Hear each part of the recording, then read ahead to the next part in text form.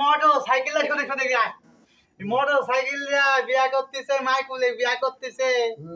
তোমার ধামালা মেহেন্দি মনি বিয়া করতে পারছে না লিলে দিবি তাহলে সিস্টেমটা না করলে পারে কি হবে বেটা তুই কম গরিব মানুষের সালপাল দেওয়া করলে ফুল থেকে আমাকে একটা ধান মালা মেশিন হ্যাঁ সেলো দেওয়া তা মেশিন দাম তো 30 লাগবে নিম্নে মেশিন মাতি দিয়া ওই মোটামুটি ভালো দেখি নিলে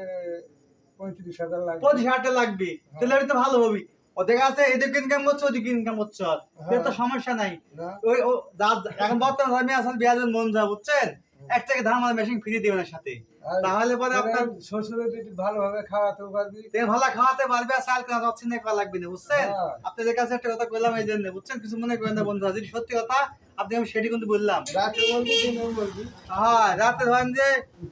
দেখাশোনা করবি আর দিন হচ্ছে এই মেশিন দিয়ে মহাদান মলবি বুঝছেন আগে করছে এই মেশিন আপনি জানাই আসলে বিয়া দিবেন